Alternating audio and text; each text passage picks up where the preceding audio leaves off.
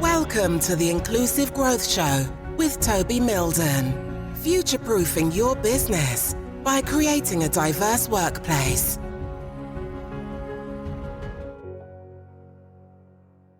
Hey there, thank you ever so much for tuning into this episode of the Inclusive Growth Podcast. I am Toby Milden, and today I'm joined by Matteo. And Matteo is an inclusive design activist. He works in the world of academia, and he also does lots of work with businesses in bringing inclusive design to us so that we create great inclusive environments for everyone. So Matteo, it's lovely to see you. Thanks for joining us today. Thank you so much, Toby. It's great to be here today, and I'm super excited to have this conversation with you. Brilliant. Now, Matteo, would you mind introducing yourself a bit more and the work that you do as an inclusive design activist? For sure, Toby. Thank you for the question. And well, in short, as you said, I'm an inclusive design activist because I'm really passionate about making technology and products and environments accessible to everyone.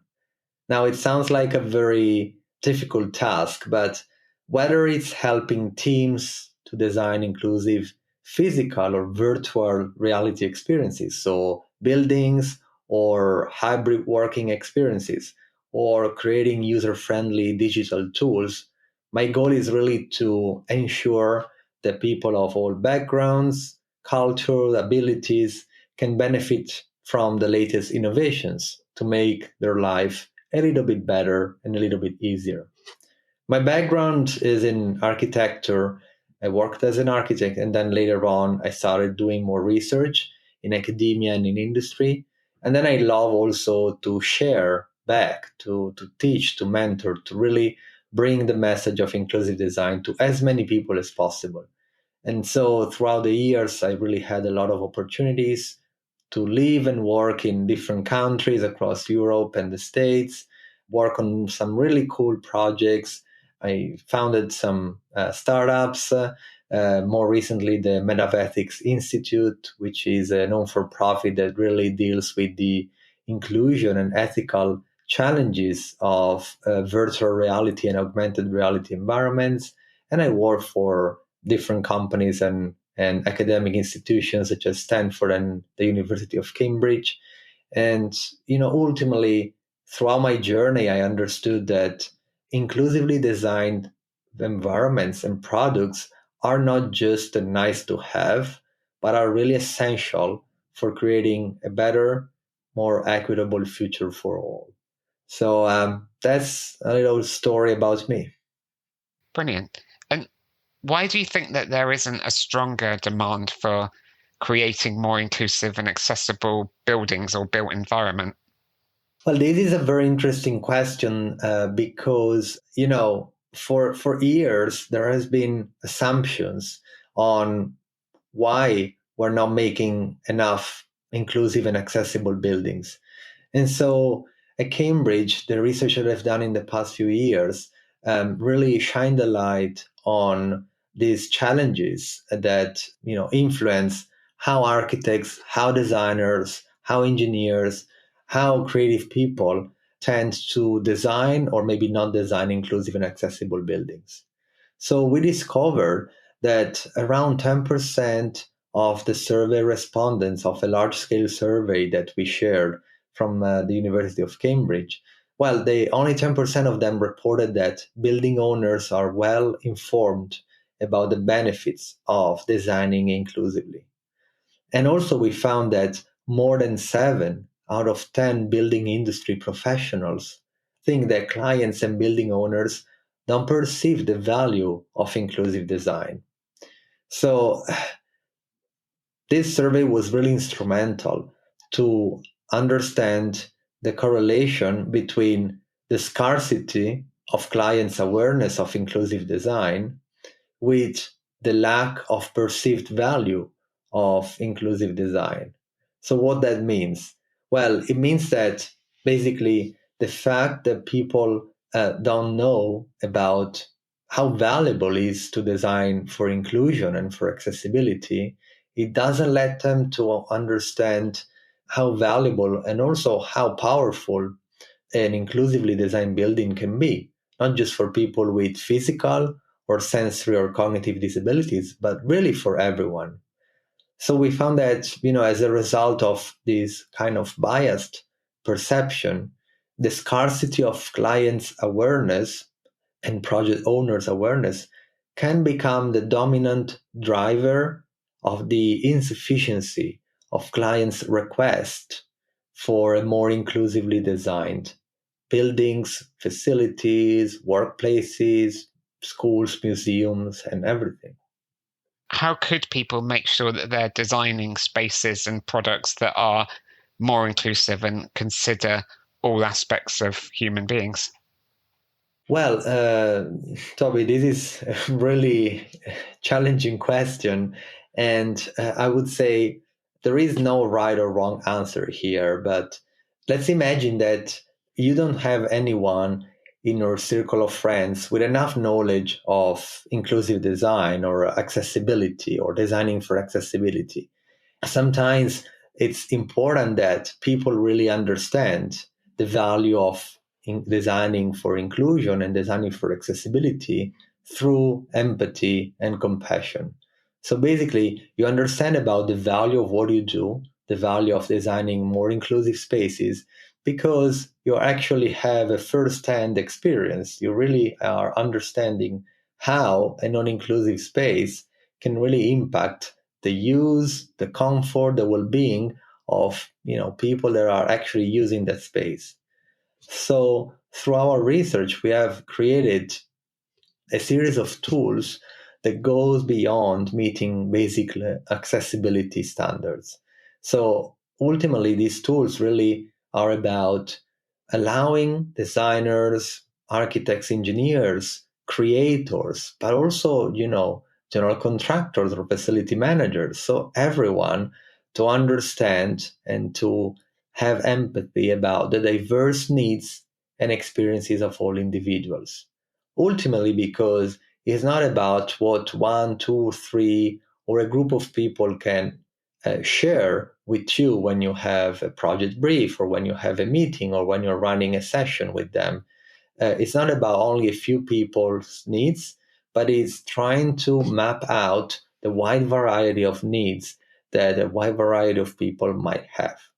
So at the core of this approach, there is the recognition that each person has a unique story, a set of capabilities, desires, and a life journey. And there is an opportunity for designers to tap into their empathy, to put themselves in the shoes of those that are designing for. Ultimately, because they have to truly understand the perspectives of potentially every single occupant of these buildings, either physical or digital or virtual, as I've been working as well a lot on these more virtual environments. So an example is using templates such as the Inclusive Design Canvas to really infuse these principles of empathy and compassion into the design process. The Inclusive Design Canvas is a tool that we have created at the University of Cambridge to support designers to prompt how to consider diverse users and diverse user journeys and capabilities and needs to foster a more holistic approach to design. So it's about asking the right questions, mapping them out, and by using the canvas, have all of these inputs laid out in a way that can really help to create a design process that is more inclusive and more seamless. On the other hand, there is also an opportunity to kind of assess and understand how good our design is, how inclusive it is, how comfortable it is, how it caters for well-being. And so in that end, we developed another tool to help designers and facility managers and building owners to really kind of assess how good the design is and to identify what are the pockets, what are the points of exclusion that actually can be used as a catalyst, as an opportunity to make the design better. So these are just some of the tools that we have developed, but out there are there is a variety of tools that can be used, but I think the focus is really on creating a sense of empathy so then people can put themselves into the shoes of those they are designing for. Yeah, I really like your use of empathy here because it is about understanding the experience of the built environment from somebody else's perspective. And the podcast episodes that we've done around inclusive leadership, empathy is one of those key traits that comes out as being critical to being an inclusive manager or an inclusive leader within the organization. So it is really important. And you've mentioned the canvas that you've created at the University of Cambridge. First of all, how could somebody get access to that canvas? Is it publicly available? And then secondly, what are some of your favorite tools or resources that you would recommend that could support somebody in inclusive design? Absolutely. The inclusive design canvas is available on our website at the inclusive design group from the Engineering Design Center at the University of Cambridge website. You can download it for free. It's a PDF, or it can be used on one of the online collaboration tools where you can brainstorm with post-its, everything that you are doing or designing for.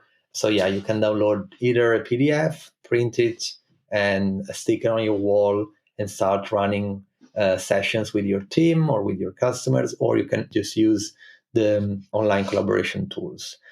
I think, in terms of resources and tools, there are many available out there, and it's really about what is the use and what is the goal that you want to achieve by using these tools. And I want to give an example because, sometimes post-occupancy, it's really something that is considered to be truly, useful and purposely needed to assess, how a building performs. But sometimes tools like surveys or assessments that are commonly used to gauge employee satisfaction, for example, or running co-design workshops or interviews or observation can be really truly important, but it's hard to measure the social return on investment of inclusive design by using just some of these tools or some of these resources. And so in order to, be better at that and really promote inclusive design, because we can actually measure the social return on investment, which is really hard, we have done a lot of research to understand what are the metrics, what is the correlation between what we do to make a building more inclusive and what is the social return on investment for the people, for the employees, for the company, and for the project owners, for example. So to do that, we have created, as I mentioned before, another tool that is really about measuring and assessing the social return on investment, because we can understand how good and inclusive our building, our office, our museum, or our school, or our hospital is. So it's really the IDEA tool that we have at the University of Cambridge is a foundational model that helps teams to collect attitudinal data on the perception that people have of inclusion, of diversity, of equity, of accessibility in a specific workplace. So basically, with this tool, there is really an opportunity to finally understand, hey, we can measure the perception that every single individual has about inclusion, but also have more holistic views of how good and how good the building is and how the return on investment on what we created, what we did, what we designed has been successful and has been actually positive for our company or our organization. So again, there are multiple tools. What we did was really focusing on creating tools to support the design phase, but also support the understanding phase, understanding what we did and how we did with our designs. And again, I think that by fostering a more inclusive and equitable workplace or building or facility, ultimately we can increase, the sense of happiness, the sense of satisfaction, and ultimately, as you mentioned before, managers can also have a better return on their investment because they can, have people to improve productivity and reduce turnover rates, and so ultimately they can also, enhance their brand reputation. So that's about it. Yeah. That's really cool. And it's probably a perfect segue into my next question, which is, what does inclusive growth mean to you? Well, inclusive growth. This brings back to me to something we spoke earlier on at the start of this podcast when we mentioned about making workplaces inclusive and accessible that guarantee, principles of equity and diversity for all. So I think inclusive growth is, to me, means creating a world where everyone has equal opportunities to participate, to contribute, and to thrive.